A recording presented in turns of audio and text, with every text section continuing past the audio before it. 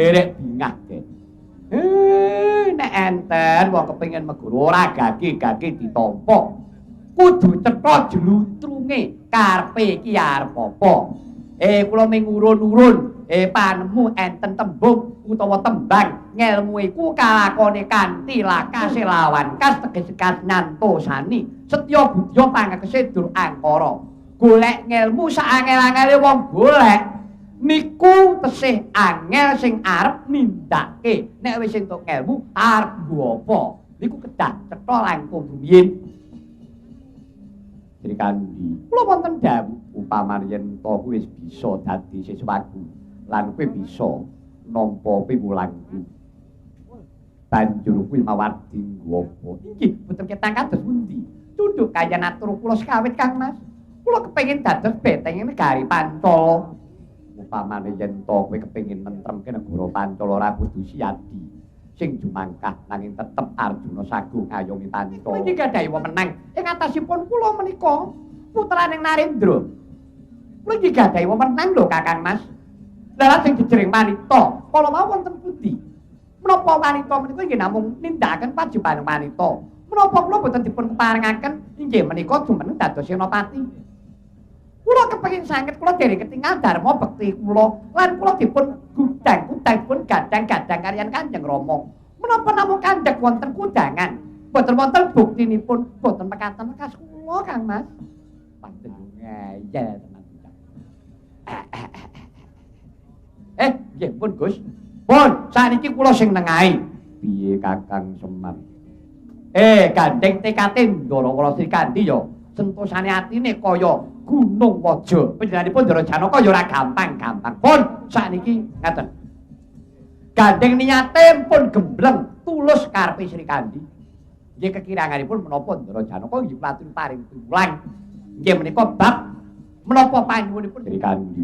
Kula wonten dawuh yen to pancen kaya coba dene kowe tak dadar tak paringi piwulang.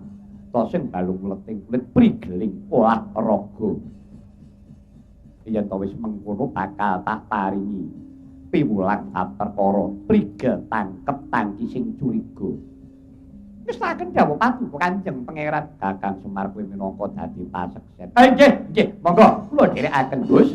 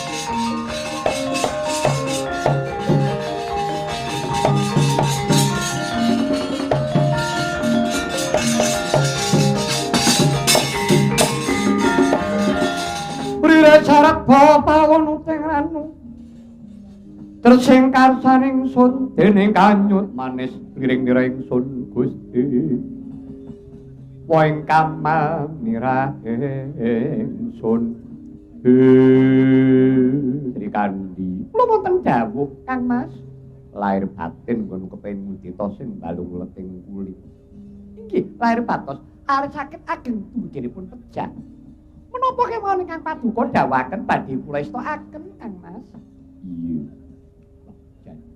Jo kemayangan truk apa upama wong iso mengku Ndara Sri Kandi wah jos. Wis bekti karo bojo, dasare ya digdaya. Ngono kuwi tenan. Oh, di bojo terus Sri Kandi sing lanang sing ramani cintisan. Apa iya? Oh, tenan. Itu gede-gede sing lanang mesti ramani royal. Wis. Wani macam-macam gedek tenan karo sing wedok. Padha karo bojone Gareng apa wani karo sing wedok. Temenan Gareng agak timi-timi. Dadi kae. Gareng terus mak pleret. Samplok raimu kowe kok nengesan. Sri Kandi, kula wonten dawuh yen to pancen mengkunayu dina iki. Kowe tak paringi kasekten bab perkara sing balung ing kulit peperangan bab perkara kulah araga sarta sulah. Inggih saken dawuh paduka sing ati-ati Wara Sri Kandi. Inggih Kang Mas, monggo kula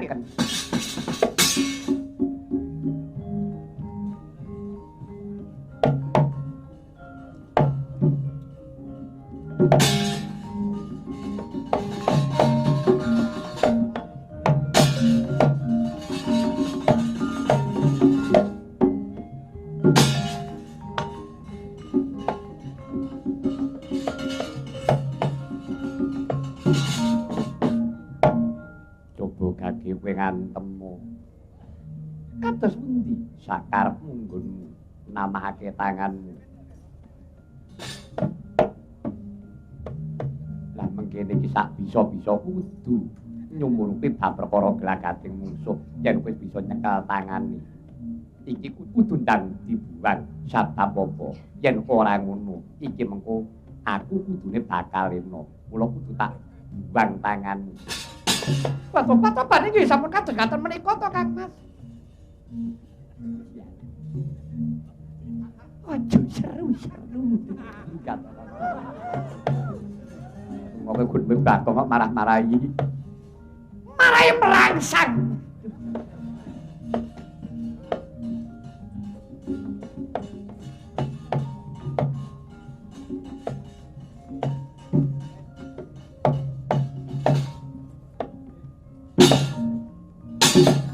Kudu diendani sak bisa-bisa.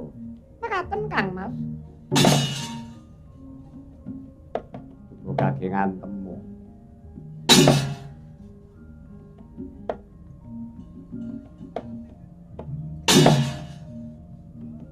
Kudu ngantem kleru. Patu-patoban. Pentingane sengane kok yo.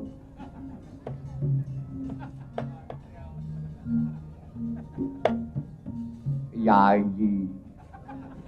Wonten dawuh. Kurang bener.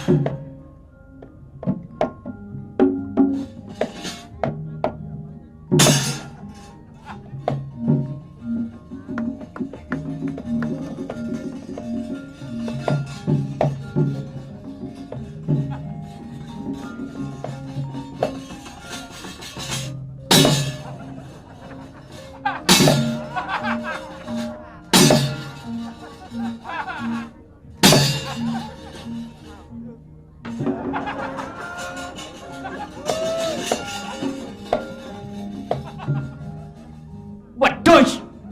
Ngantemi temenanane. Tengele.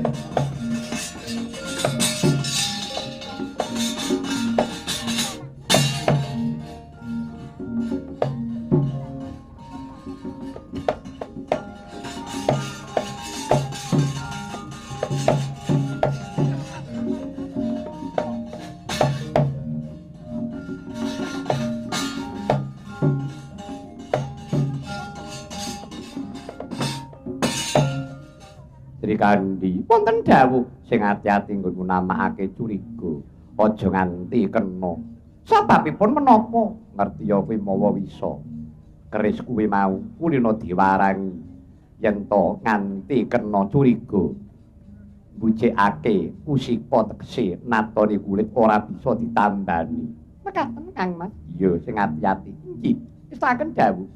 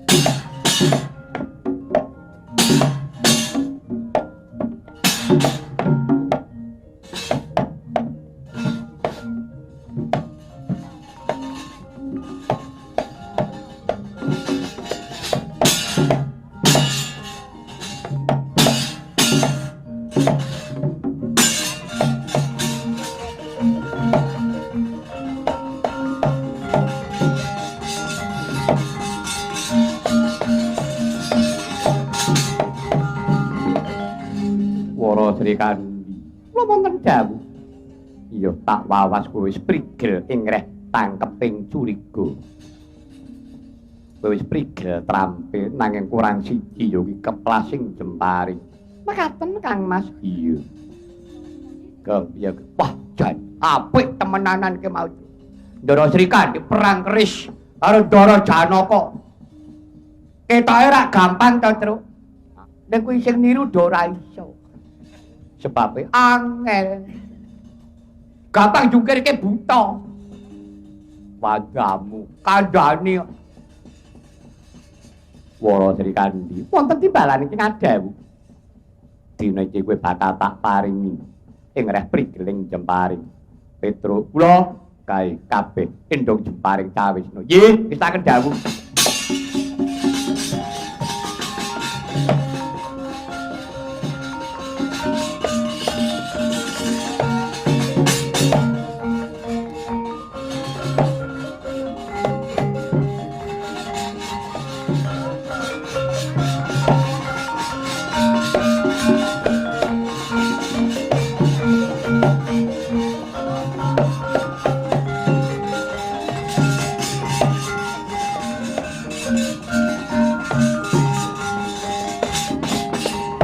Kandi kula wonten dawuh dina iki coba gagi kowe wiwit nglepasno Jemparing inggih saken dawuh paduka.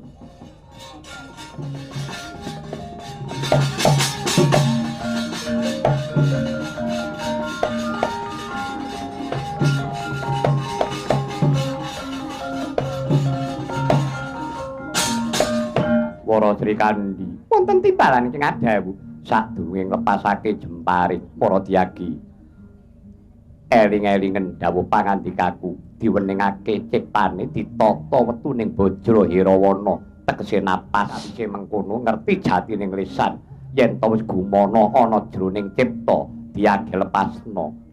Niki kisaken dawuh paduka.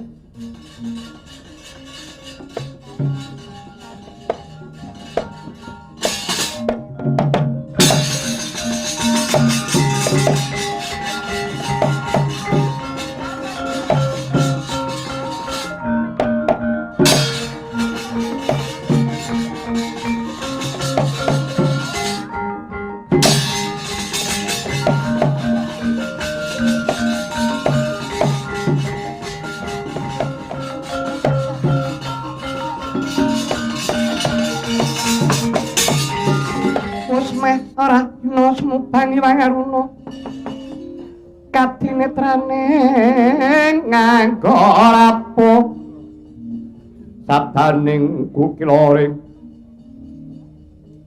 kanikara saketer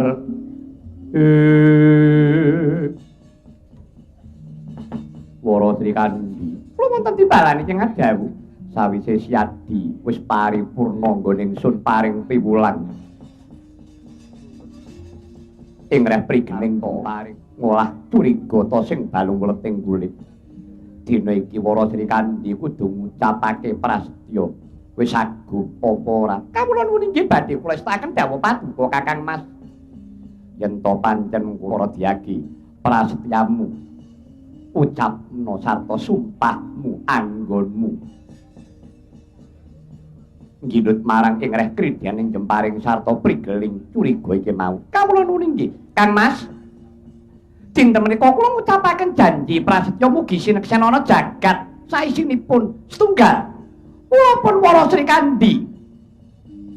Kula pun Wara Sri Kandi badhe tansah rumeksa karaharjaning negari Pancala lan tansah njunjung kawibawaning bangsa saha negari Pancala. Angka kalih kula pun Sri Kandi murid Raden Arjuna badhe tansah Brasta angkara murka linambaran jujur sarta adil. Angka 3 rawe-rawe rantas malang-malang putuk jeneksen jagat saisine.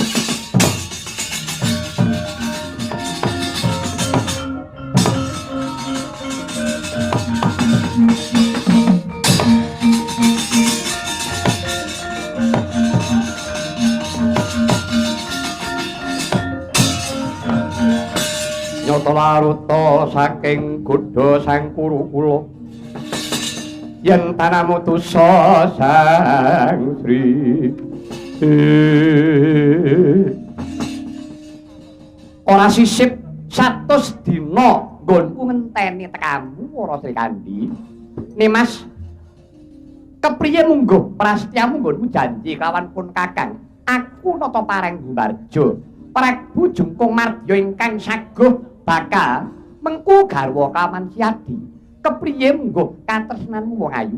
Dene iki dadi garwaning pun Kakang. Nuwun inggih Kanjeng Sinuwun. Kula boten badhe swala ngestaken dawuh paduka ingkang sinuwun nanging wonten syarat srananipun. Syarat sranane apa? Kula purun madosi paduka, paton paduka saged ngembari kadigdayan kula. Lho. Sri Kandi. Kowe bocah wadon Krubyuk Kabutan Pinjung. Tak kira yen to kowe tekan kene pasrah jiwa. Lah kok jebul ucapmu kaya mengkono eman-eman Sri Kandi.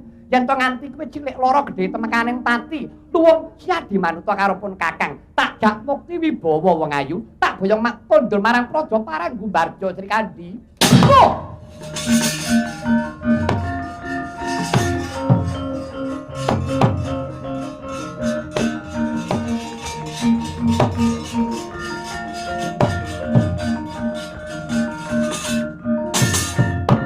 Dalah. Mentas peguru anyar kowe.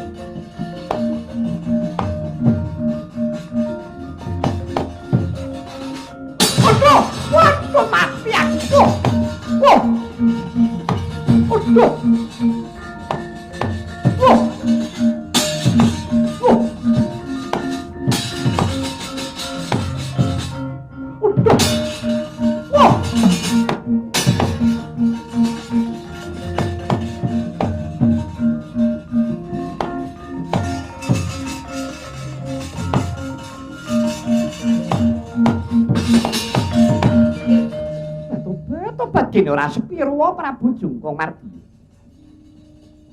Jungkung Mardi aja banget-banget anggonmu ngremehake karo wanita.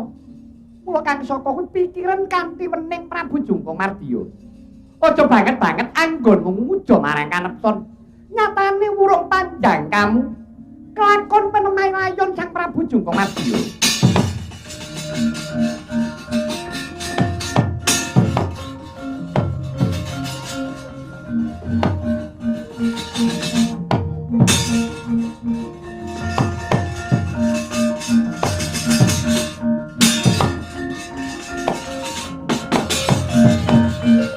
Kawangian aklara pada moncar tinanar kakonang surem sorote tan padang